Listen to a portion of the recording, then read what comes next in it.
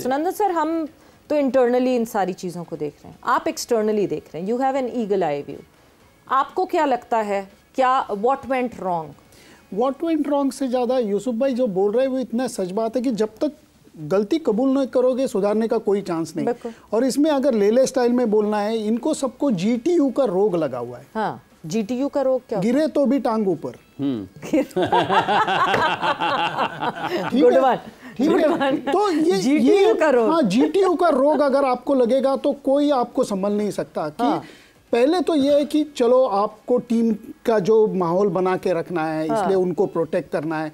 ये over protection भी नहीं होनी चाहिए। जब तक वो नहीं होगा, जब तक आप खुद को आईने में देख के कबूल नहीं करोगे कि भाई ये गलती हो रही है, तब तक होगा नहीं। और ये वो बात होती है ना कि सबको इकट्ठा आके, चाहे वो सिलेक्शन कमेटी हो, टीम मैनेजमेंट हो, कप्तान हो और प्लेयर्स हो, इन सबको इकट्ठा आके ये कश्ती चलानी पड़ती है जी। और वो अगर एक कोई तो लंगड़ा हो गया तो दूसरे के ऊपर उसका असर होता है। इसलिए सबसे बड़ी बात यह है कि गलती कबूल करनी पड़ेगी तो ही आगे जाके चांस है। बट आप बहुत अरसे से और बहुत जाहिर सी बात है इंटरनली बीसीसीआई को फॉलो कर रहे हैं, वो देख रहे हैं उनका हिसाब किताब। क्या वहाँ नहीं होता ऐसा? क्या वहाँ गलत डिसीजंस नहीं होते? अगर होते हैं तो उसको कैसे मैनेज किया जाता है? क्योंकि वो टीम पे रिफ्लेक्ट नहीं करता। नहीं, सचमुच होते हैं। आप टेस्ट क्रिकेट की बात करें, बहुत बुरा वक्त गया है इंडियन टीम का जी। और जो लास्ट प्रेस कॉन्फ्रेंस सवेरा, ट्रस्ट मी जी, ऑस्ट्रेलिया में जो लास्ट प्रेस कॉन्फ्रेंस मैंने अटेंड करी, मैंने यही सवाल गौतम गंभीर से पूछा कि भाई आप कबूल नहीं करोगे तो सुधारोगे कैसे? बोला I will be the first person to accept. ऐसे करके उन्होंने कबूल नहीं किया गलती।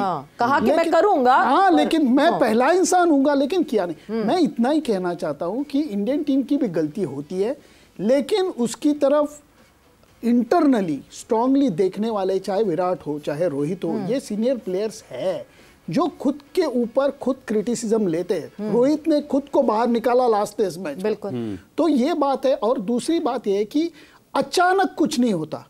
अरे बाप रे, ये कैसे हो गया? चाहे कोई भी आपको आपत्ति आने वाली है तो उसका एक कुछ ना कुछ तो सिम्टम्स मिलती है। ये जो है, ये पाकिस्तान टीम के लिए अचानक नहीं हुआ है, ये मेरा कहना है।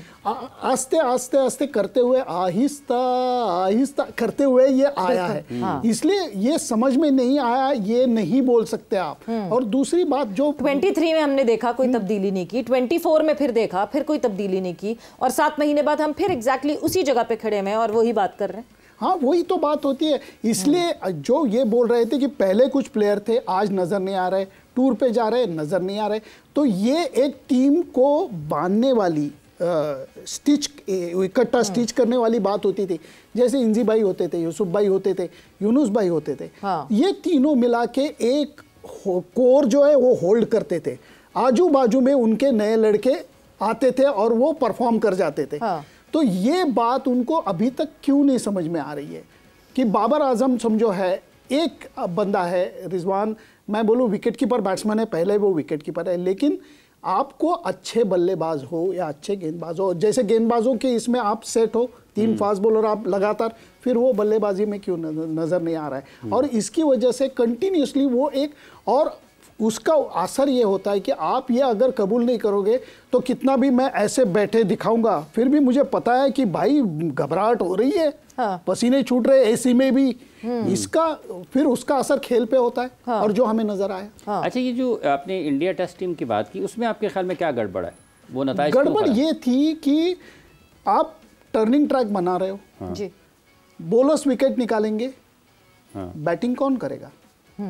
पहले जमाने में बल्लेबाज ऐसे थे, चाहे टर्निंग ट्रैक हो, स्पिन पे अच्छा खेलते थे, चाहे फास्ट बॉलिंग का ट्रैक हो, वो दम था। इन्होंने राहुल द्रविड़ को देखा है, सचिन को देखा है, सचिन द्रविड़ और लेवल प्लेयर थे। हाँ, तो उनको कौन सा भी विकेट दो, ऐसा नहीं है कि ये एक विकेट पे रन बनाते थे जी। इंजी भाई एक विकेट पे नहीं, यूनुस भाई एक विकेट पे नहीं रन बनाते। तो ये कहना इंडियन टीम के लिए था कि वो जो बल्लेबाजी का जो कला होती है उसमें आप जिगरे से फास्ट बॉलिंग के, मैं गलत बोल रहा हूं तो मुझे माफ कर दीजिएगा, नहीं, फास्ट बॉलिंग के विकेट पे जिगरे से आप खेल सकते हो जी। टर्निंग ट्रैक पे जिगरे से नहीं खेल सकते, आपको कलाई चाहिए, आपको टेक्निक ही चाहिए। ठीक बात है। ये आपका वो जो, ये हमारे पास ना एक मुसलसल ये एक डिबेट चल रही है, विल एंड स्किल के ऊपर। सो वो आपने सेकंड कर दिया इस वक्त यूसुफ को। देखिए, मैं आप इंडिया के जितने भी बड़े प्लेयर हैं उनके स्किल लेवल देखें ना, वही वो बात कर रहे हैं। तो ये स्किल के बगैर तो आप किसी भी बड़े प्लेयर से बात कर लें, वो स्किल के बाद ही आएंगी दूसरी चीजें। देखिए, अगर कोई फाइटर है, उसकी स्किल होगी तो वो रिंग में जाएगा, नहीं तो पहले 2 मुक्के खाएगा तो उठेगा कहाँ से? बिल्कुल। तो इसलिए आपने पहले स्किल है, फिर उसके बाद ये चीजें भी होनी चाहिए। आप में विल पावर होनी चाहिए, आपको पढ़ रही हैं, आप उठेंगे, आप फिर लड़ेंगे। तो ये चीजें इसमें भी चाहिए। आपको गेम अवेयरनेस होनी चाहिए, आप स्ट्रीट स्मार्ट होने चाहिए। आप मुश्किल विकेट पे आए, अब आपको लग रहा है कि यार टफ टाइम है, इस पे मैंने ये टाइम गुजारना है, और आहिस्ता आहिस्ता मैंने स्ट्राइक रोटेट करके प्रेशर उस तरफ लेके जाना है। आप इनिंग बिल्ड करते हैं। जैसे चेन्नई में इनिंग खेली थी सचिन ने, टर्न हो रहा था, Saqlain Mushtaq world class spinner, उसने पहली इनिंग में भी उसको आउट किया हुआ था। उस पे 138 की कुछ इनिंग खेली थी, ठीक है, उसका कैलकुलेशन गलत हो गई। सचिन ने जो शॉट मारी थी उसको नहीं आइडिया था कि ये दूसरा है, और इतना प्रेशर कैच, देखें प्रेशर दोनों टीमों पे था। जैसे अभी हम बात कर रहे हैं कि प्रेशर अपनी टीम पे तो दूसरी पे भी होता है। तो वसीम भाई ने इतना प्रेशर कैच पकड़ा, कोई और होता शायद मैं होता, मेरे से ना होता। लेकिन प्रेशर सब पे होता है, हैंडल कैसे करना है उसमें हम फेल हो रहे हैं, दूसरी टीमें उसको हैंडल कर रही हैं। ये हमारे जो कोचेज और प्लेयर्स और जो भी लोग लग रहे हैं, उसमें हमने सिफारिश और जो भी ऐसी चीजें जो मैंने लिखी हुई हैं, नहीं तो उस पर बता दें। देखें ना, आप कोशिश करें सिलेक्टर, कोचेस, प्लेयर वो होने चाहिए जो चैंपियन टीम बनाए। ठीक है। और उसमें हमें उसके लिए मेरिट पर हर पोस्ट और जो है प्लेयर और सिलेक्शन, ये सारे हमारे उस तरह होने चाहिए, लाइक माइंडेड नहीं होने चाहिए, लिकिंग वाले नहीं होने चाहिए, जो बात कर सकें, जो मेरा मतलब आंख में आंख डाल के बात करें। हमें और डिफरेंस ऑफ ओपिनियन होना अच्छी बात है कि डिफरेंस ऑफ ओपिनियन हो, एक बात बोलना चाहूंगा, महात्मा गांधी जी का एक सबसे बड़ा कोट है जी, उसमें वो कहते हैं, honest disagreement is often a line of progress.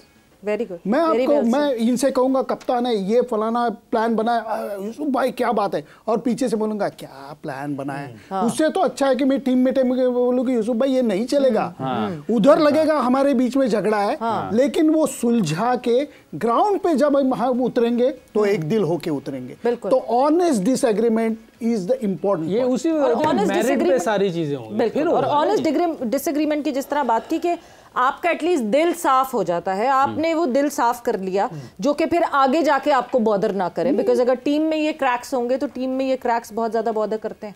देखिए, मैं उस टाइम भी कह रहा था कि जब मैं सिलेक्शन आया तो मैंने ये कहा था कि बाबर को रेस्ट दे दें, कि जब बांग्लादेश के खिलाफ भी वो नहीं स्कोर हो पाए तो मैंने कहा इसको रेस्ट दे दें, बड़ा प्लेयर, हम जाया ना करें, थोड़ी सी रेस्ट करेगा, 1-2 मैच फर्स्ट क्लास के खेलेगा, फॉर्म में वापस आएगा, थोड़ी सी टेक्निक का काम है वो मैं एकेडमी में कर लूंगा, और कामरान गलाम को चांस दे दें जी।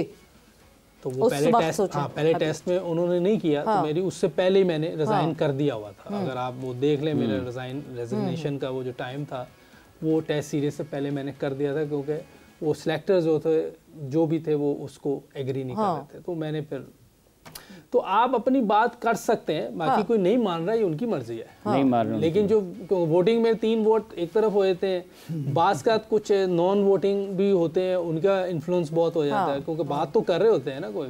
तो इसलिए जो जेन्युइन बात है वो आपको कर देनी चाहिए, तो वो मैंने की, और बाद में उन्होंने वही किया, और वो ज्यादा बुरा लगा कि आप पाकिस्तान का इस टाइम एस प्लेयर जो है बाबर ही था जी, उसको आप ड्रॉप कर रहे हैं। मैं कह रहा हूँ रेस्ट दे दें, उन्होंने ड्रॉप मिड ऑफ सीरीज, वो बुरा लगता है। वो जैसे भाई आप कप्तान भी रहे पाकिस्तान के, अभी आपने सिलेक्शन कमेटी का जिक्र किया ना, बैसियत कप्तान आप समझते हैं कि वाकईतन सिलेक्शन कमेटी से जब आप बात कर रहे हैं तो चीफ सिलेक्टर होना चाहिए, ये नहीं है कि 8 लोग 6 लोग 3 लोग 4 लोग हैं बगैर चीफ के बैठे हुए, वीटो हो एक के पास के, ये एक चेयरमैन ऑफ सिलेक्टर नहीं, पूरी सिलेक्शन कमेटी है।